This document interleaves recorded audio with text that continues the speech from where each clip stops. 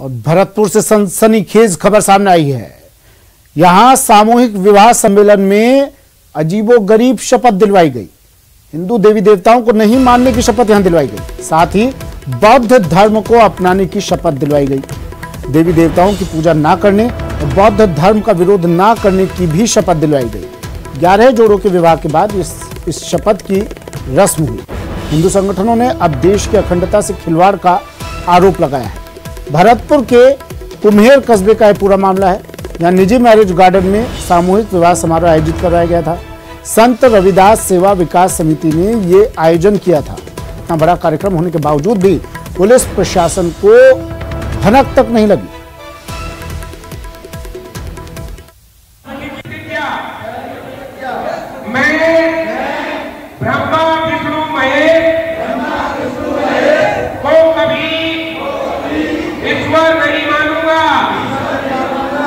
तथा मैं इसकी पूजा करूंगा। दूसरी, मैं राम और कृष्ण को ईश्वर नहीं मानूंगा तथा उनकी पूजा नहीं करूंगा।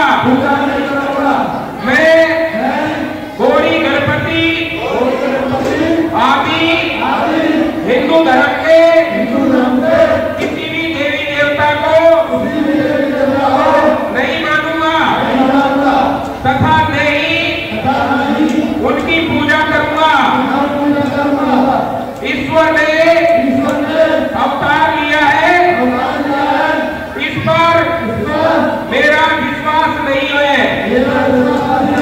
मैं ऐसा कभी नहीं मानूंगा कि भगवान बुद्ध विष्णु का जो मार्ग था, जो शिक्षा भारत देश से लुप्त हो गई, उसको बोधिसत्व बाबा साहेब डॉक्टर भीमराव अंबेडकर जी ने 14 अक्टूबर 1956 को नागपुर की धरती पर पुनर्जीवित किया और नागपुर की धरती पर 14 अक्टूबर 1956 को 22 प्रतिज्ञाएं देकर इस देश में जो पुराना धर्म था हमारे लोगों को वो धर्म दिया। और ये 22 प्रतिज्ञाएं इसलिए दी जिससे कि कोई मिलावट न कर सके, क्योंकि तथाकथित लोग अपने निजी स्वार्थ के लिए इस धर्म में भी मिलावट करना चाहते थे। उस मिलावट को न हो इसलिए उन्होंने 22 प्रतिज्ञाएं एक कवच का रूप में दिया, जिससे कोई भी धर्म का आचरण इस धर्म पर हावी न हो, इसमें मिलावट न हो, शुद्ध धर्म हमारे लोगों को जा सके, उस भारत में पुनः विश्व गुरु बन सके, समानता समता का मार्ग दिया और 22 प्रतिज्ञाओं को दोहराया। उसी के प्रेरणा लेकर के सभी लोग हर साल लाखों की संख्या में पूरे देश में जगह जगह इन 22 प्रतिज्ञाओं को दोहराते हैं। वो भी हमारे सभी भाई बहन हैं और हमारी भी सब भगवानों में, सभी देवी देवताओं में, सब में, सबके धर्मों में सब अपना अपना धर्म माने, हमें उससे कोई प्रॉब्लम नहीं है। पर सबसे बड़ी बात यह है कि वो हमारे जिन्हें हम पूजते हैं, जिन्हें हम मानते हैं, वो हमारे भगवान है, हमारे इष्ट देव। उनके बारे में जो उन्होंने शपथ दिलाई है और जो बकवासबाजी करी है वो बहुत गलत काम किया है। जब हमने जन्म लिया है, मेरे बाप का नाम वीरेंद्र सिंह है तो मैं वीरेंद्र सिंह का ही तो रहूंगा, बदल थोड़ी लूंगा नाम। जन्म तो मैंने मेरी माँ के कोख से लिया है, मेरी माँ का नाम राजेश है तो मैं राजेश का ही तो बेटा रहूंगा। ऐसे धर्म परिवर्तन करने से क्या हो जाएगा? कुछ नहीं होगा। खुले में वहाँ प्रशासन के अधिकारी भी थे कुम्हेर और डीप के, वो चले गए। उसके बाद बौद्ध धर्म अपनाया गया और खुले में ये कहा गया कि राम, विष्णु, महेश और शंकर को हम नहीं मानते। ये बड़ा सोचनीय विषय है देश की अखंडता को भंग करने का, और ये विश्व हिंदू परिषद के जिलाध्यक्ष के नाते मैं इसे कतई बर्दाश्त नहीं करते हैं। हम इसका कड़े शब्दों में विरोध करते हैं और यहाँ से आगे हम विश्व हिंदू परिषद के जरिए इसका विरोध करेंगे। सभी प्रशासन को भी चेताते हैं, प्रशासन भी अपने तरीके से इसे ध्यान दे। भरतपुर से सहयोगी दीपक पुरी फोन लाइन पर जुड़ गए हैं। दीपक, ये मामला रविवार का बताया जा रहा है। न्यूज़ 18 राजस्थान ने प्रमुखता से इस मामले को दिखाया, वो वीडियो भी चलाया, ऑडियो भी सुनाया। कुछ एक्शन तो लिया होगा सरकार ने, प्रशासन ने, शासन ने? देखिए सुमित, अभी तक इस पूरे मामले में कोई एक्शन प्रशासन की तरफ से नहीं लिया गया है और इस पूरे मामले में पुलिस प्रशासन का बड़ा इंटेलिजेंशियल जो फेलियर है वो देखने को मिला है, क्योंकि इतना बड़ा कार्यक्रम हुआ, सामूहिक विवाह सम्मेलन हुआ और जिसमें धर्म परिवर्तन कराकर जो बौद्ध धर्म ग्रहण कराया गया और इसमें प्रतिज्ञाएं दिलाई गई और हिंदू देवी देवताओं का एक तरह अपमान किया गया और इस पूरे मामले को प्रशासन के कानों कान खबर तक ना लगी, जबकि इतना बड़ा कार्यक्रम था कि वहां पर जो है सुरक्षा व्यवस्था के लिहाज से पुलिस तैनात करनी चाहिए थी, किसी अधिकारी को वहां पर नियुक्त करना चाहिए था, क्योंकि सैकड़ों की संख्या में वहां पर लोग पहुंचे थे। लेकिन कहीं ना कहीं अभी प्रशासन की इस पूरे मामले में लापरवाही सामने आई है और अभी तक प्रशासनिक अधिकारी जो है इस पूरे मामले में चुप्पी साधे बैठे हैं। अब देखना तो ये होगा सुमित की इस पूरे मामले में प्रशासन आगे अपनी तरफ से क्या कार्रवाई करता है। हालांकि हिंदू संगठनों ने इस पूरे मामले को लेकर के विरोध जताया है और अपनी जो बात है उसको लेकर के अब उनका कहना है कि प्रशासन के सामने इस बात को रखा जाएगा और ऐसे लोगों के खिलाफ कार्रवाई करने की जो मांग है वो रखी जाएगी प्रशासन के खिलाफ। लेकिन प्रशासन कब तक इन पर कार्रवाई करेगा ये देखने वाली बात होगी, क्योंकि कुम्हेर कस्बे का ये पूरा मामला है जहां एक मैरिज गार्डन में ये 22 प्रतिज्ञाएं जो है नव विवाहित जोड़े थे उनको कराई गई और जिसमें हिंदू देवी देवताओं को ना मानने और भगवान श्री राम को जो है ईश्वर ना मानने की जो है वहां पर सब। ठीक है दीपक, मैं फिर से लौटूंगा आपके पास। भरतपुर सांसद रंजीता कोली जी हमारे साथ फोन लाइन पर जुड़ गई हैं। रंजीता जी, स्वागत है आपका न्यूज 18 राजस्थान पर। मैडम, ये मामला पहली बार नहीं हुआ है भरतपुर में। सहयोगी बता रहे हैं कि इससे पहले भी इस तरह की घटनाएं होती रही हैं, लेकिन कानों कान खबर तक नहीं मिलती है शासन को, प्रशासन को। चल क्या रहा है मैडम ये?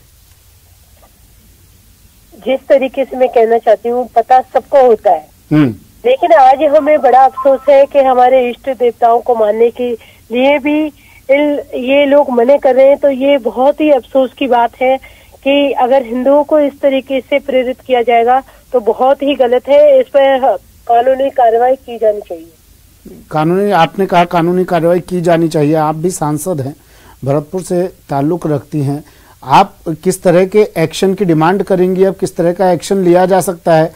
रविवार का मामला है लेकिन अब तक तो कोई एक्शन लेता हुआ नजर नहीं आया है इस पर। मैडम, जिस तरीके से मैं कहना चाहती हूँ, मैं 3 साल से लगातार इसी तरीके इनकी आवाज उठाती आ रही हूँ और मैं ये कहना चाहती हूँ कि इस पे कार्रवाई करनी चाहिए, क्योंकि कार्रवाई उन लोगों पे करनी चाहिए जो कि इस तरीके के इष्ट देवताओं को और हमारे हिंदुओं के जिस तरीके से देवताओं को मानने के लिए मना कर रहे, उन लोगों पर कार्रवाई होनी चाहिए। राजस्थान में ये पहला मामला नहीं है, इससे पहले भी अलवर में भी इस तरह की घटनाएं सामने आ चुकी हैं और जयपुर के एक गांव में भी कुछ दिनों पहले खबर आई थी कि हिंदू से ईसाई धर्म अपनाने पर जोर दिया जा रहा था। बाकायदा उसके लिए बैठक लगाई जाती थी, सभा आयोजित की जाती थी। ये मामले लगातार क्यों बढ़ रहे हैं मैडम राजस्थान में? जिस तरीके से मैं कहना चाहती हूँ, बिल्कुल आप ठीक कह रहे हैं कि राजस्थान में पहला मामला नहीं है। अगर इन मामलों पर कार्रवाई की जाए तो ये लास्ट मामला जरूर बन जाएगा। लेकिन कार्रवाई कब होगी? ये जो संस्था है, ये जो ऑर्गेनाइजेशन है जो इस तरह के आयोजन करवाती है, उस पर तो अब तक बैन लग नहीं पाया है। वो तो लगातार सामूहिक विवाह करवाती है और इस तरह की शपथ दिलवाती है खुलेआम।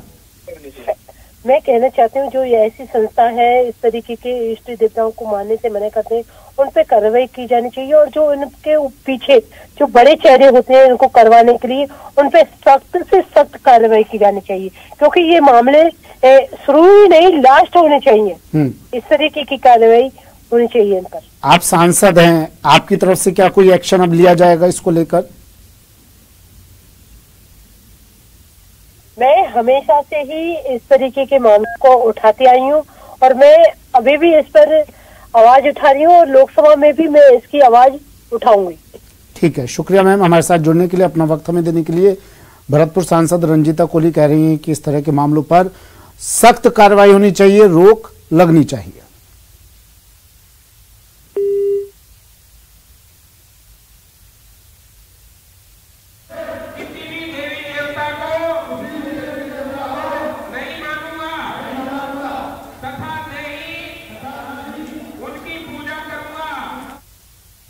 टोल प्लाजा पर दादागिरी, तस्वीरें अब आपको दिखाते हैं टोल प्लाजा पर दादागिरी की, गुंडागर्दी की।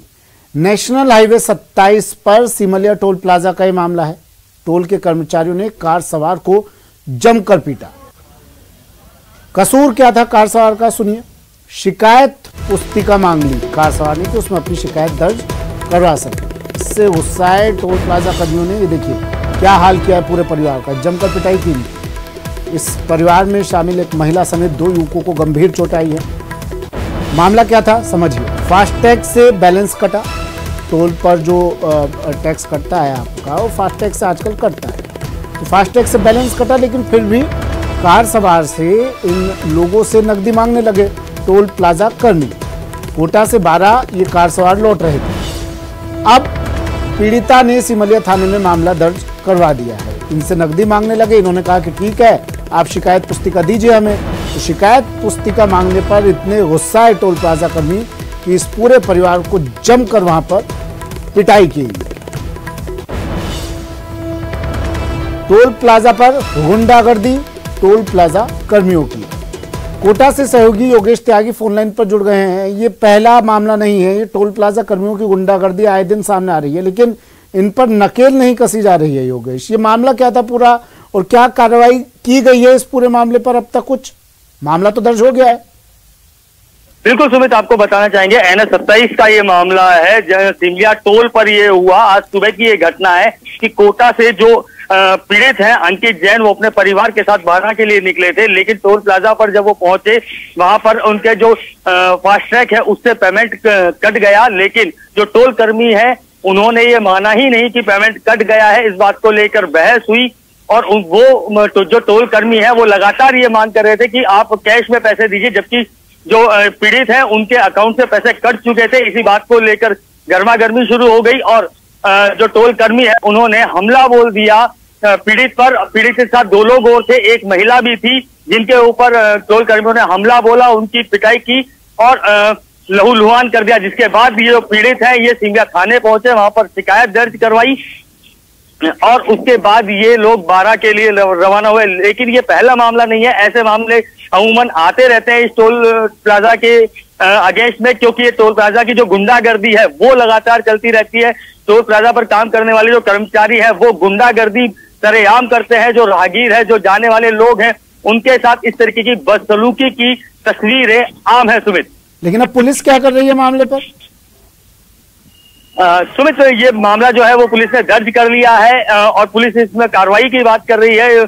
पुलिस जो है वो सीसीटीवी खंगाल कर और सीसीटीवी क्योंकि टोल प्लाजा पर लगे होते हैं उसमें गलती निर्धारित करके इसमें कार्रवाई की बात कर रही है और जल्दी कार्रवाई करने की बात कर रही है सुमित पुलिस। ठीक है, शुक्रिया योगेश तमाम जानकारी के लिए। खबर राजसमंद से है। राजसमंद में पुजारी दंपत्ति को जिंदा जलाने की कोशिश का मामला। जितेंद्र सिंह को लेकर आज देवगढ़ पहुंच सकती है पुलिस। तेलंगाना के गुंटूर से जितेंद्र सिंह को दस्तयाब किया गया था। आरोपियों की तलाश में कल रात पुलिस ने जंगलों में सर्च अभियान भी चलाया था। नेशनल हाईवे 8 पर पुजारी परिवार की बेशकीमती जमीन है। इस जमीन पर कब्जा करने के लिए आरोपियों ने पूरी खौफनाक साजिश रची थी। वारदात को अंजाम देने से पहले देवनारायण मंदिर में मीटिंग भी की थी।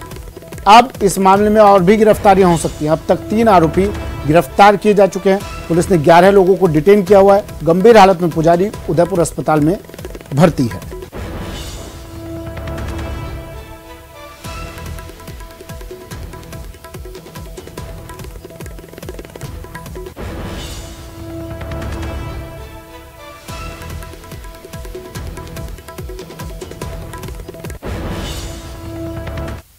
देवगढ़ वाले जो प्रजापति को झुलसाने वाला प्रकरण है, इसमें 3 लोगों को आज गिरफ्तार कर लिया है और 10-11 लोग हमारी कस्टडी में, जिससे पूछताछ जारी है और इसका अग्रिम अनुसंधान वृत्ताधिकारी राजसमंद द्वारा किया जा रहा है।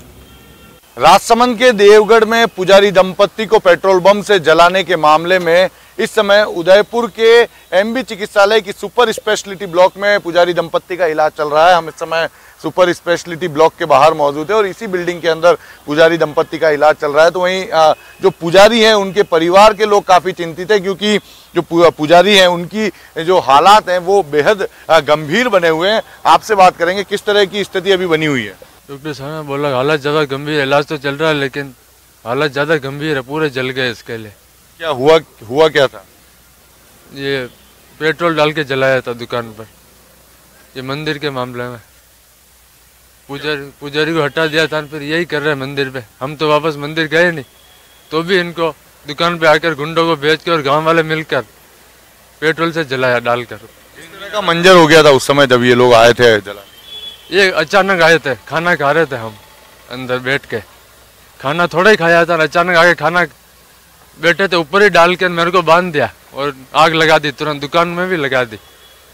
फिर सामने गैरेज वाली दुकान है, वहाँ से 2-3 आदमी आए, उन्होंने दुकान में से आग बुझाई और पिताजी को मैंने पानी डालकर बचा दी जान, बाकी नहीं तो खत्म हो जाता। देखिए, जो परिवार के सदस्य जब ये इस कहानी को बताते हैं तो इनकी भी रूह कांप जाती है, क्योंकि जिस तरह का मंजर वहां पर हुआ था, अचानक से बड़ी तादाद में लोग पेट्रोल बम हाथ में लेके आए और घर के अंदर फेंक दिए, जिसमें पुजारी दंपत्ति बेहद गंभीर रूप से झुलस गए। हालांकि उदयपुर के एमबी चिकित्सालय में इलाज चल रहा है, लेकिन राजीविका मिशन से जुड़ी महिलाओं को संबोधित करने झुंझुनू आए ग्रामीण विकास एवं पंचायती राज मंत्री रमेश मीणा ने सांसद किरोड़ी लाल मीणा के बयान पर पलटवार किया है। उन्होंने कहा कि जिन्होंने अधिकारियों के साथ मारपीट की हो, मुकदमों में वांछित रहे हों, उन्हें कुछ कहने का हक नहीं है। पंचायती राज मंत्री ने यह भी कहा कि राजस्थान के विकास को लेकर कोई गलतफहमी में न रहे। राजस्थान कोई चारागाह नहीं जहां सभी अपनी मर्जी से काम करें। हजारों महिला इस बात की सबूत है कि इस प्रकार की कोई ऐसी घटना नहीं हुई जिसको इस प्रकार IAS एसोसिएशन ने प्रचार प्रसार कर रहे हैं या दूसरे लोग कर रहे हैं। कुछ लोग ऐसे भी हैं जो जीवन भर ऐसा ही काम किया है, वो कह रहे हैं कि भाई इन मंत्रियों के खिलाफ कार्रवाई हो। तो जिन्होंने अधिकारियों के साथ मारपीट की हो और मुकदमों में वांछित हो, वो कह रहे हैं कि भाई ऐसा करो। तो कुछ लोग हैं सहन नहीं कर पा रहे हैं, क्योंकि हम माननीय मुख्यमंत्री अशोक गहलोत साहब के दिशा निर्देश में जिलों में जा रहे हैं। तो गरीब जनता है, गरीब को न्याय मिलना चाहिए, गरीब को काम मिलना चाहिए, यही सबसे बड़ा काम है। चाहे मैं मंत्री हूँ, चाहे हमारे अधिकारी हूँ, सबको मिलकर गरीब के लिए काम करना, इस राजस्थान का विकास हो और किसी को ये गलत फहमी में नहीं रहे कि राजस्थान कोई चारागाह भूमि है, अपनी मर्जी से कोई काम कर लेगा। या मंत्री रमेश मीणा की फटकार से आहत बीकानेर कलेक्टर की मीटिंग छोड़ने पर सियासत गर्म है। वहीं इस मामले पर नेता प्रतिपक्ष गुलाब चंद कटारिया का बड़ा बयान आया है। उन्होंने कहा कि सरकार के मंत्री फ्रस्ट्रेशन में हैं, वो मर्यादा भूल बैठे हैं। मंत्री और अफसर की भूमिका सरकार में पार्टनर की होती है। सभी लोग बिल्कुल अब फ्रस्ट्रेट हो गए, ऐसा लगता है कि मर्यादाएं छोड़ दी है। हम जिन अधिकारियों के साथ बैठ करके बातचीत करते हैं, रहते हैं, थोड़ा बहुत तो हमें अपने आप को भी प्रशासनिक अधिकारियों के साथ एक पार्टनर के रूप में बैठ करके काम करना चाहिए। हमें काम उन्हीं से लेना है, हम उनके ही द्वारा काम को आगे बढ़ा सकते हैं। और केवल ये सोच करके आज हम जिस सीट पे हैं ये परमानेंट सीट नहीं है हमारी, कम से कम हमें अपने व्यवहार से और अपने काम करने की क्षमता के आधार पर ही अधिकारियों को कंट्रोल करेंगे तो राज्य हित में रहेगा किसी भी व्यक्ति का। फिलहाल इतना ही, दीजिए इजाजत, नमस्कार।